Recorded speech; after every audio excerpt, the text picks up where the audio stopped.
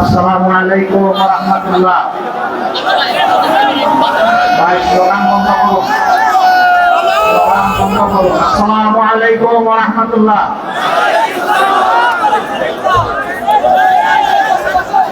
প্রিয় যশোরবাসী ভাই ও বোনেরা, আপনারা কেমন আছেন?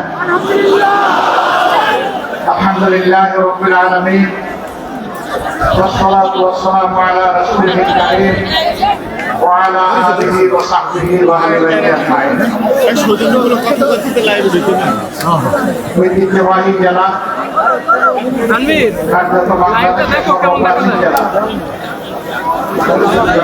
বড় ভাই একটু হালকা একটু বসতে পারেন একটা ভাই, একটা সামনে একটু বসে আছে একটা মাস্টার শট যাদেরকে প্রার্থী করা হয়েছে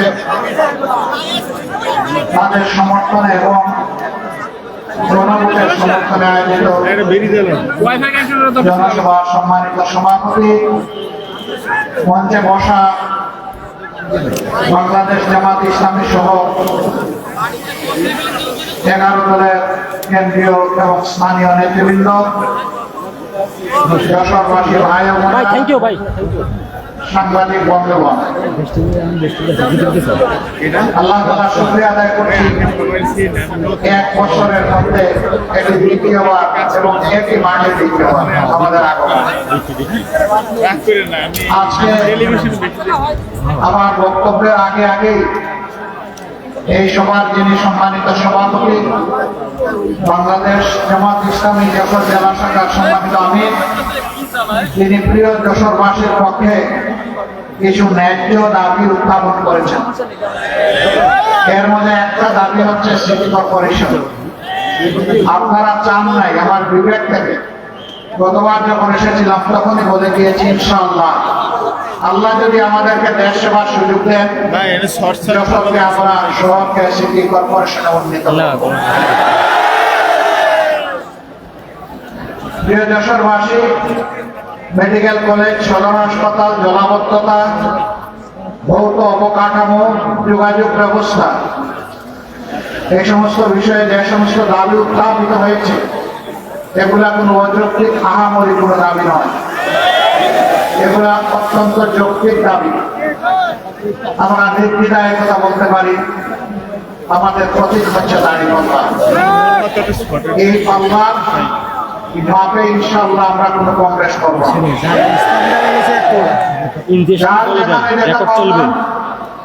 তাদের হাতে আমরা সেটা তুলে দেওয়া হবে আমাদের নৈতিক দায়িত্ব। যদি আল্লাহ তাআলা তার আসমানি ফয়সালার মাধ্যমে এই জমিনে মানুষের খেদমত করার সুযোগ আমাদেরকে দান করেন, কি সমস্যা কি সে সুযোগটা আসবে জনগণের হাত দিয়ে। উচিলাটা হচ্ছে জনগণের হাত। আপনারা ইতিমধ্যে লক্ষ্য করেছেন, দুটি ভোট সামনে রেখে 12 তারিখ আমাদের খুব কাছাকাছি চলে আসছে। একটি ভোট হচ্ছে গণভোট,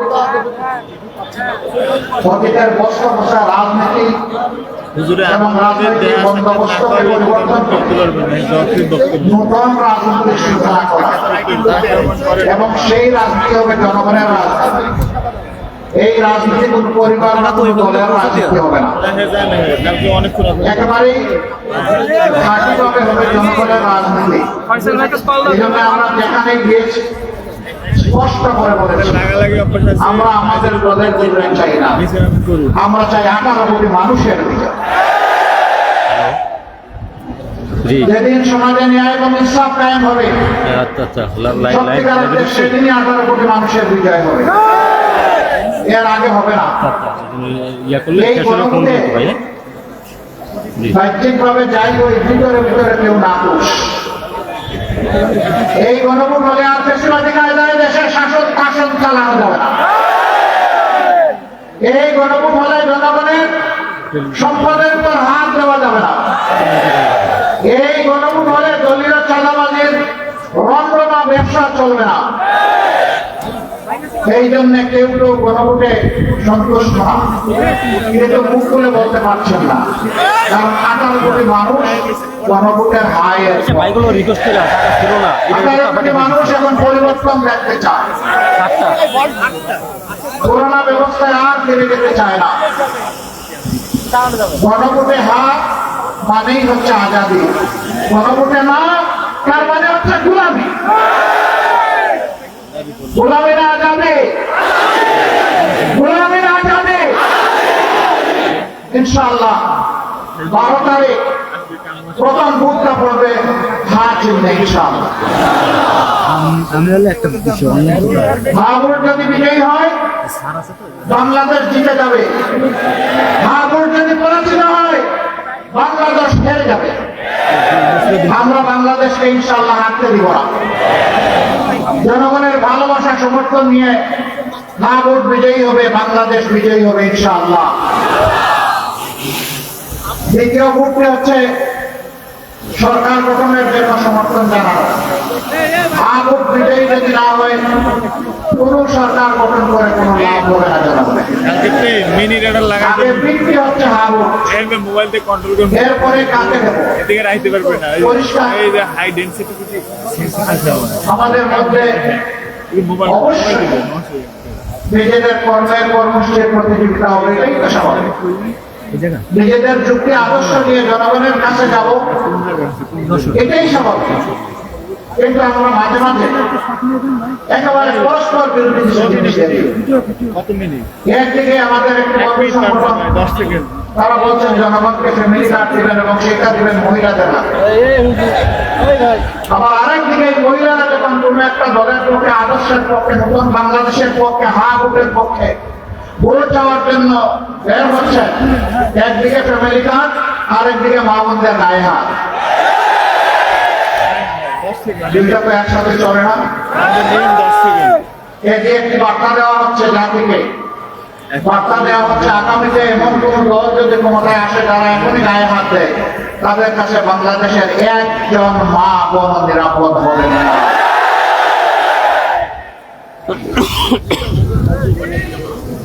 আপনারা আপনাদের আদর্শের কর্মসূচি প্রচার করুন, আমরা আপনাদেরকে ওয়েলকাম করব, কিন্তু আমাদের আদর্শ কর্মসূচির প্রচারে আপনারা বাধা দেওয়ার কে? কিন্তু আপনাকে হাতে আইন তুলে নেওয়া। যুব সমাজ সকলের প্রতি আহ্বান জানাবো, যেখানে এটা করা হবে সেখানে প্রতিরোধ করে সাহায্য দেবেন না। গায়ে করে পায়ে পাড়া দিয়ে আমরা কারো সাথে কোনো দাঙ্গা বাঁধাতে চাই না, কিন্তু আমার ইজ্জত আর অধিকারের উপর হাত দিলে আমরা ছেড়ে দেব।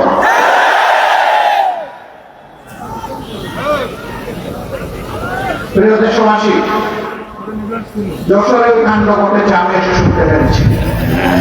আমি যশোর প্রশাসন এবং নির্বাচন কমিশনকে অনুরোধ করব, আপনাদের নৈতিক দায়িত্ব আপনারা পালন করুন। এরকম আচরণ আমরাও বললে আমাদের ব্যাপারে ব্যবস্থা গ্রহণ করুন। আমরা কারো কোনো আনুকূল্য চাই না, কিন্তু রাষ্ট্রের নিয়োজিত কর্মকর্তা কর্মচারী যারা আছেন তারা জনগণের হয়ে দায়িত্ব পালন করবেন, দলের হয়ে নয়। কারো প্রতি কোনো দুর্বলতা দেখানো যাবে না। দেশ আপনার আমার সকলের। এই দেশটি ভালো থাকলে আপনি আপনার পরিবার, আত্মীয় স্বজন, বন্ধু বান্ধব সবাই মিলে ভালো থাকবেন। আর এই দেশটি যদি খারাপ হয়ে যায় কেউ আমরা শান্তি পাবো না, আপনিও শান্তি পাবেন না। সুতরাং আমরা আহ্বান জানাবো এই সত্য উপলব্ধি করে অবস্থান নেবেন, জনগণের পক্ষে, কোন দলের পক্ষে নয়। প্রিয় দেশবাসী, আপনারা কেন দাঁড়িপাল্লায় ভোট দিবেন? আপনাদের আকাঙ্ক্ষা পূরণের জন্য, জুলাইয়ের শহীদদের প্রতি শ্রদ্ধা দেখানোর জন্য, জুলাইয়ের যোদ্ধাদের সম্মান জানানোর জন্য,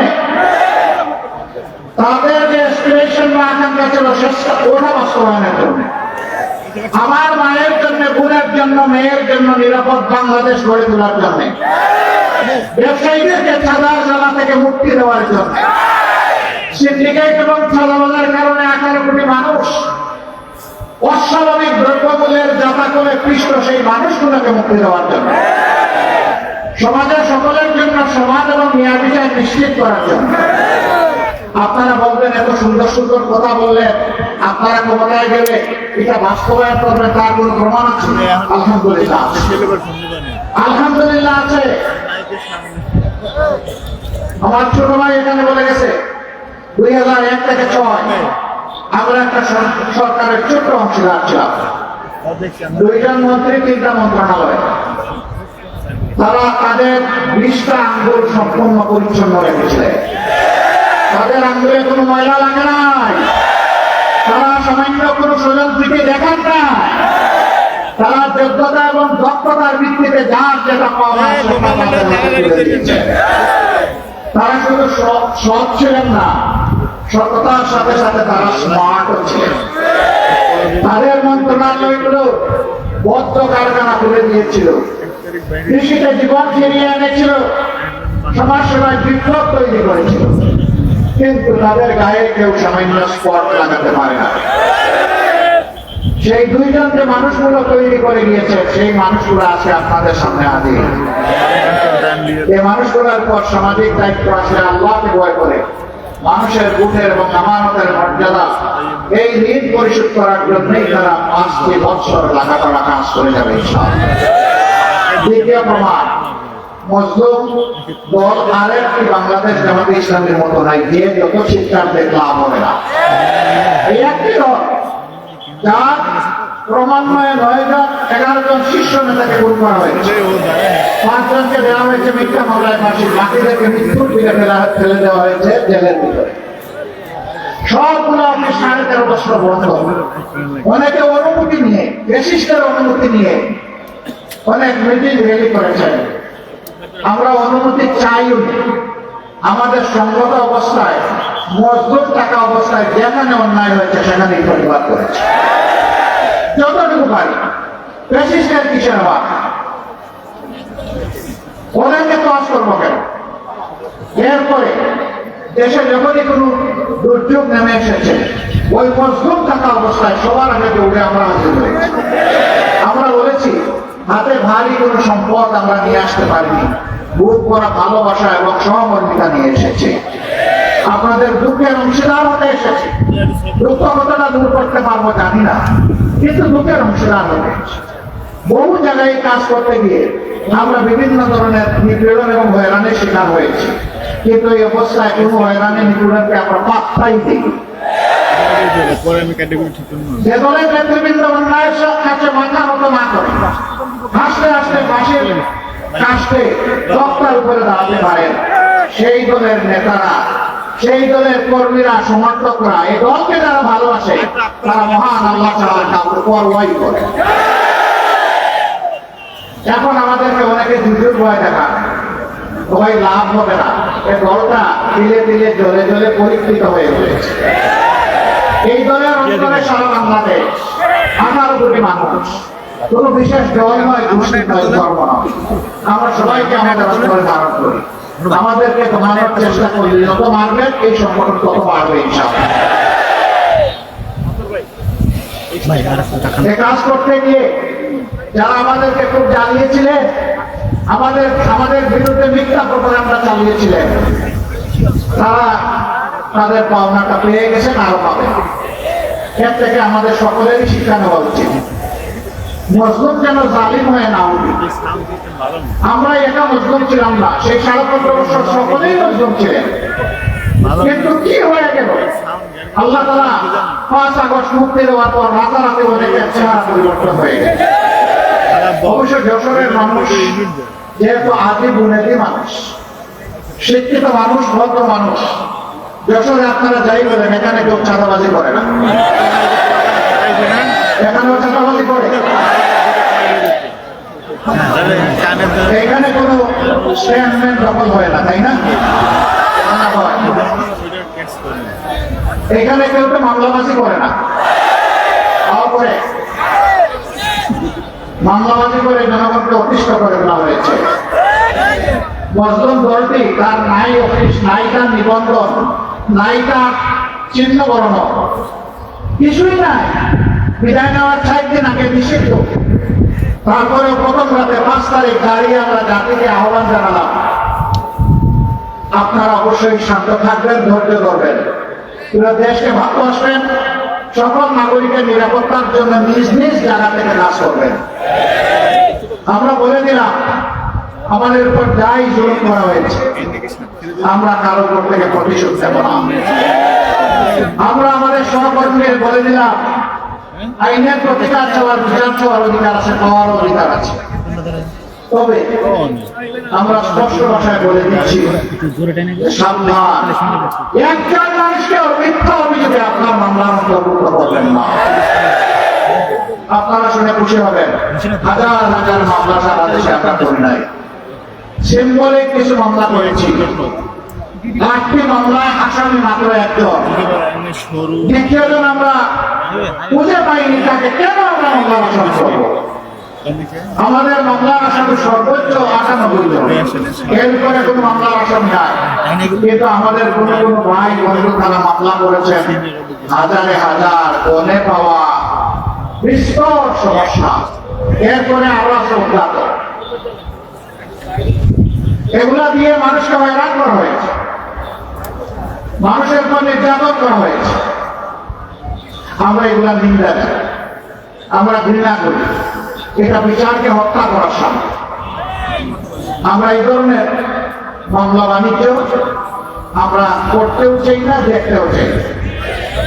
এই সবগুলা থেকে মুক্তি দেওয়ার জন্যই দাঁড়িপাল্লা ইনশাআল্লাহ করব। আমরা চাঁদা নেইনি, আমরা কোন টেম্পো স্ট্যান্ডের দখল নিয়ে কারোর সাথে ঝগড়ায় জড়াইনি এবং দখল করিনি, আমরা কোনো মামলা বাণিজ্য করিনি, আমরা কোনো মা বোনের ইজ্জতের দিকে চোখ ফেলেও তাকাইনি, এবং আমরা কারো কোনো অধিকার হরণ করিনি।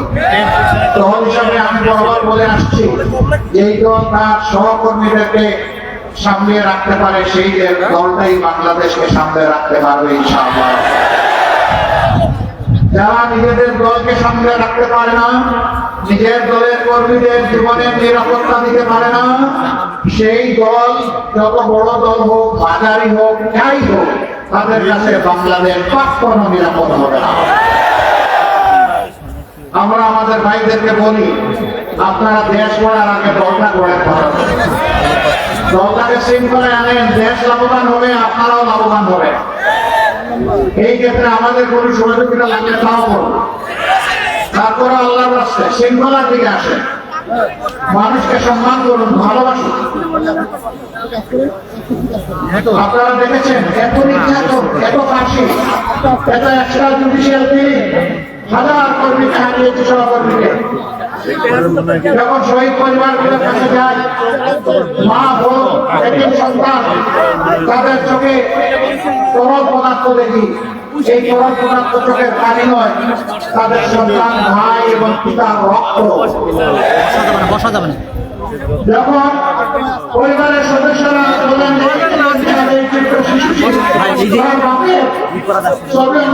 বলতেছে, বাবা তুমি কখন আসবে, তখন ওদেরকে সান্ত্বনা দেওয়ার জন্য ভাষণ করা হয়। আমরা আপনাদেরকে বলা দিচ্ছি, বাংলাদেশকে কেউ যদি সেদিকে নিতে চায়, সকল শক্তি দিয়ে আল্লাহর পর ভরসা করে আমরা রুখে দেবো ইনশাআল্লাহ। ওই নামকরা বাংলাদেশ ফিরে আসতে দেওয়া হবে না। আমাদের যুবকরা জেগে উঠেছে, তারা ইতিমধ্যে তাদের বার্তা জাতিকে দিয়ে দিয়েছে। যুবকরা স্পষ্ট বলেছে, আমরা সত্যের পক্ষে, ন্যায়ের পক্ষে, আমরা নতুন বাংলাদেশের পক্ষে, আমরা বিভক্তি নয়, ঐক্যের পক্ষে। এটা আজকে বিশ্ববিদ্যালয়ের সচেতন ছাত্রছাত্রীরা জাতিকে জানিয়ে দিচ্ছে। আর যত বিশ্ববিদ্যালয় নির্বাচন হতো দেখে দেওয়া হয়েছে, কেউ কেউ গণতন্ত্রের নাকি উদ্ধার দেন, কিন্তু তারাই আবার কোন থেকে গণতন্ত্রের চর্চা হতে দেন না। এই আশ্চর্য ব্যাপার, কে কমে কত রূপ, ওরে বাবা, একার দাম তাহলে মানুষ আস্থা রাখতে পারে, এটাই তো সমাধান। আমরা চাই আমরা যা বলবো সেটা যেন আমরা করতে পারি।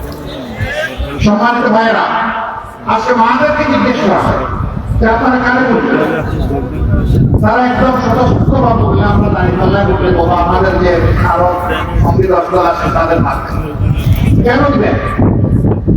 ওনারা আসলে তো আপনাদেরকে বলে বন্দি করে রাখবে, ওইটা আপনাদের কথা, আমরা এটা বিশ্বাস করি। তাইলে দিবেন কেন? হৃদয় কারণে আমরা বিশ্বাস করি তাদের হাতেই বাংলাদেশ নিরাপদ থাকবে, আমিও নিরাপদ। আপনারা একজন বোনের অভিব্যক্তি দেখেছেন, কেউ তাকে মডেল বলছেন, ওটা বলছেন, সেটা বলছেন। আমরা প্রত্যেকটি মাকে মা হিসাবে দেখি। তাকে জিজ্ঞেস করেছেন সাংবাদিক বন্ধু, আপনি কাকে চান? তিনি বলছেন আমি জামাতকে চাই। ওই জামাত আসলে তো আপনি ড্রেস করতে পারবেন না। বলে যে করবো না, তখন তো অন্য ড্রেস করা লাগবে, তো করবো। এরপরে জিজ্ঞেস করছেন যে জামাতকে কেন চান? আমি চাই জামাত আসলে দেশটা ঠিক হবে, এখানে জামাতে চাই। এরপরে বলতেছে জামাতের কোন দিকটা ভালো লাগে? সারা জামাতেই ভালো। জামাত এই জায়গায় আপনাদের ভালোবাসায় দোয়ায় সমর্থনে আল্লাহ তাআলার মেহেরবানিতে এই জায়গায় এসেছে দীর্ঘ পরীক্ষা দিয়ে। প্রিয় দেশবাসী, আমরা একা দেশ চালা বলতে আমরা চিন্তা করি না, আমরা জাতিকে ঐক্যবদ্ধ করে চলতে চাই। এই জন্য আমরা দেখেছেন যে 11টি দল আমরা হাতে হাত মিলিয়েছি। আমরা এই জাতিকে নিয়ে সামনের দিকে এগিয়ে যেতে চাই ইনশাআল্লাহ। যুবক যুবতী ভাই বোনেরা, আমরা আল্লাহর মেহেরবানিতে তোমাদের হাতে বেকার ভাতা তুলে দেব না।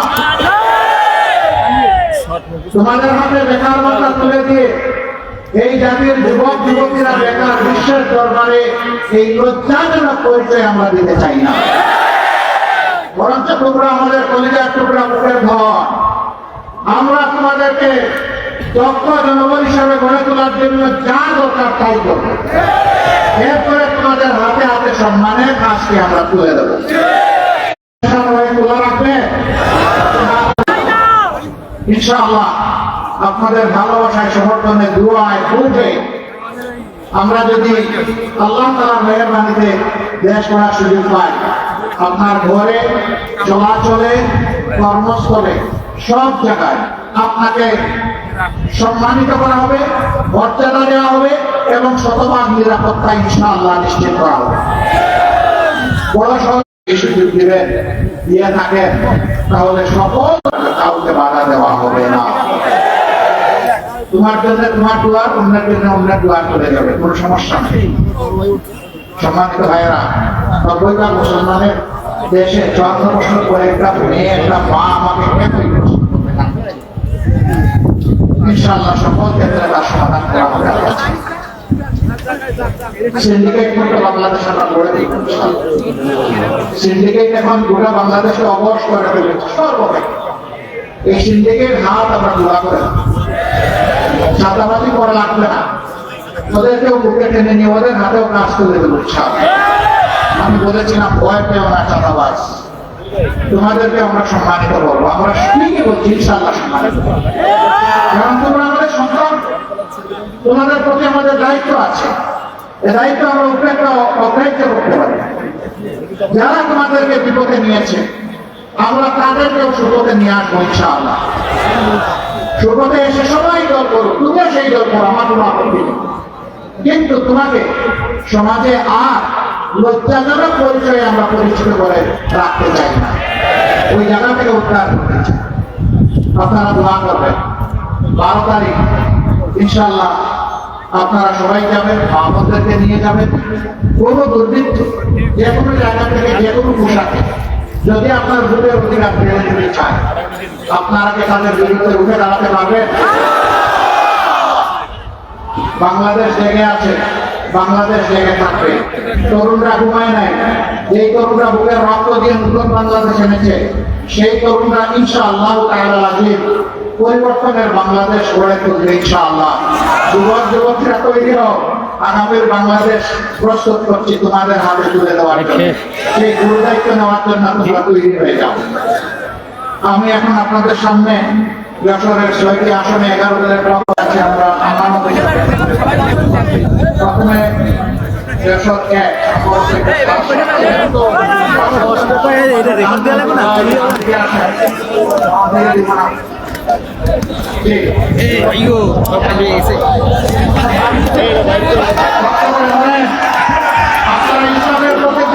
দেখতে পাচ্ছেন যশোর 1 আসনে বিশিষ্ট রাজনীতিবিদ সংগঠক সমাজসেবক জনাব আজিজুর রহমান সাহেবের হাতে তুলে দিয়েছে।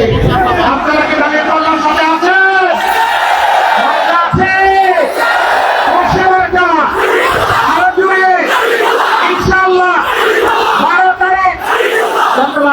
সবাইকে। এরপরে যশোর দুই ডাক্তার মুস্তাউদ্দিন শরীফ, তিনি একজন বিশিষ্ট চিকিৎসক, দীর্ঘদিন তিনি বিলেতের মাটিতে দক্ষতার সাথে পেডিয়াট্রিক কার্ডিয়াক সার্জারি হিসেবে অত্যন্ত সুনামের সাথে কাজ করছিলেন। আমরা তাকে বলেছিলাম বহু খেদমত করেছেন ব্রিটেনের, চলে আসেন এবার বাংলাদেশে, এখন আপনি সেবা করবেন বাংলাদেশে যেতে। তিনি আমাদের তাকে সাড়া দিয়ে তার নাগরিকত্ব ফেলে তিনি আপনাদের একজন হয়ে আসে আপনাদের সামনে এসেছেন। আপনারা তাকে ইনশাআল্লাহ দাঁড়িপাল্লাতে বিজয়ী করবেন। টাকা আছে রে ভাই, আরো জোরে 12 তারিখ যশোর দুয়ে মাশাআল্লাহ ইনশাআল্লাহ জাযাকাল্লাহ। এরপরে যশোর সিং, উনি যশোর এমএম কলেজের সাবেক নির্বাচিত ছাত্র সংসদের উনি ছিলেন দিদি ভাই আব্দুল কাদের। তাদের চিনেন? মায়া লাগে। আলহামদুলিল্লাহ, তার হাতেও আমরা দাঁড়িপাল্লা তুলে দিলাম। প্রতীকী 12 তারিখ ঘরে ঘরে জনে জনে বিজয় হবে ইনশাআল্লাহ জাযাকাল্লাহ। এরপরে যশোর 4 স্বনামধন্য যশোর জেলা শাখার সম্মানিত আমির এবং শিক্ষাবিদ সমাজসেবক রাজনীতিবিদ জনাব অধ্যাপক গোলাম রসুল, তাকে আপনারা চিনেন? মায়া লাগে। পরিষেবাতে আরো জুড়ে ইনশাআল্লাহ 12 তারিখ বিজয় হবে ইনশাআল্লাহ জাযাকাল্লাহ। এরপরে যশোর 5, এটা সম্ভবত মনিরামপুর, বিশিষ্ট আইনজীবী সমাজসেবক রাজনীতিবিদ এবং চরম অন্ধকার থেকেও তিনি উপজেলা চেয়ারম্যান হিসাবে প্রতিদ্বন্দ্বিতা করেছিলেন। তার বিজয় জোর করে শিখিয়ে নেওয়া হয়েছিল। এবার কাউকে আর বিজয় ইনশাআল্লাহ আমরা চিন্তাই করতে দেব না। ইসলামের প্রতি দাঁড়িয়ে পাল্লা আপনারা আছেন? আরো জুড়ে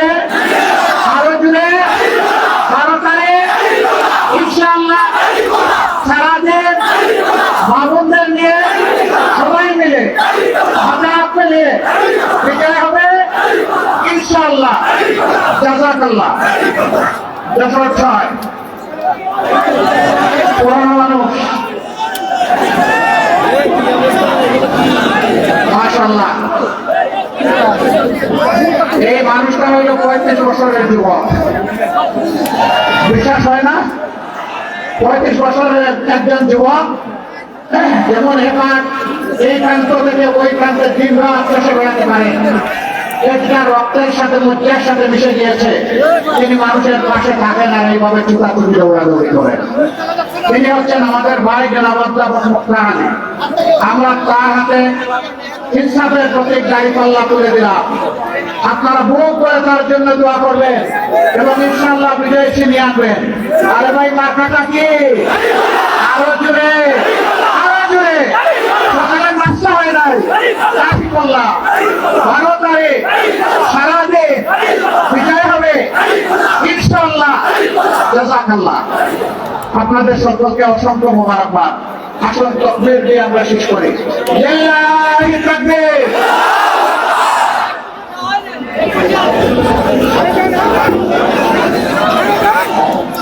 বসেন, আমার তাকবীর শেষ হয় নাই। সম্মানিত ভাইরা, আমাদের প্রিয় নেতা ডক্টর শফিকুর রহমান রাজধানী থেকে তিনি নির্বাচনে তিনি একজন সংসদ সদস্য প্রার্থী। মিরপুর কাফরুল থেকে আমরা আমির জামাতকে যশোরবাসীর পক্ষ থেকে দাঁড়িপাল্লা প্রতীক হাতে নিয়ে তার জন্য দোয়া করছি। আল্লাহ পাক সারা দেশে দাঁড়িপাল্লার বিজয় দান করুন।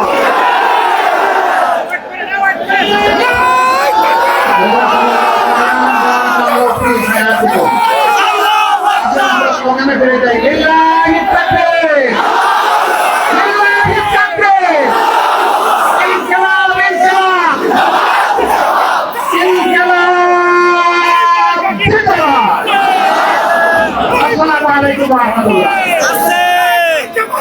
দাড়ি পাল্লা দাড়ি পাল্লা দাড়ি পাল্লা